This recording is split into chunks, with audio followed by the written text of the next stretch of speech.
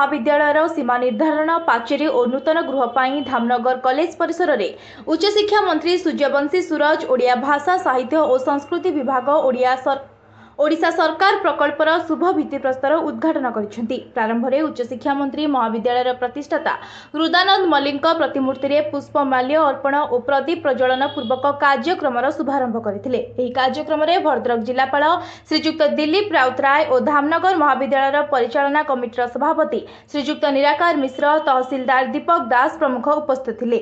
एही अवसर में उच्च शिक्षा मंत्री चलित शिक्षावर्ष ठारू जातीय शिक्षा नीति 2020 कार्यकारी हेबार सूचना देथिले। छात्र छात्री मानक ठारू महाविद्यालय केतेक समस्या संपर्क में अवगत होइथिले। स्नातकोत्तर स्तर में कला और विज्ञान सम्मान छात्र छात्री आसन संख्या यथाक्रमे 128 रु 256 और 64 रु 128 को वृद्धि।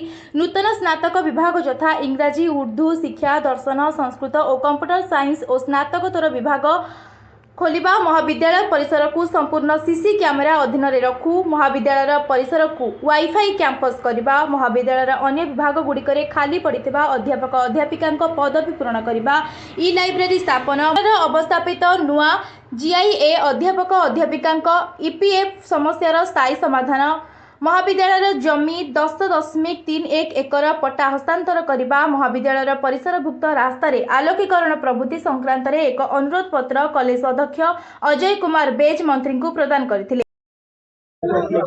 धामनगर महाविद्यालय रे दीर्घ दिनर दाबी जनसाधारण अभिभावक अभिभाविका शिक्षक शिक्षयित्री एवं छात्र छात्री मानकर दाबी थिला ये संपूर्ण परिसर को सुरक्षित कर रखा पाचेरी सहित अन्य आनुषंगिक व्यवस्था कैंपस टी वाईफाई हेबो।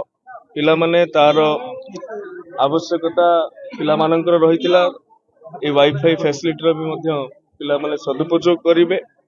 ता सहित एठी गोटे एटीएम प्रतिष्ठा पाई एटीएम स्थापन पाई माननीय जिलापाल महोदय मध्य तांकर त्वरित निष्पत्ति नेउछन्ति।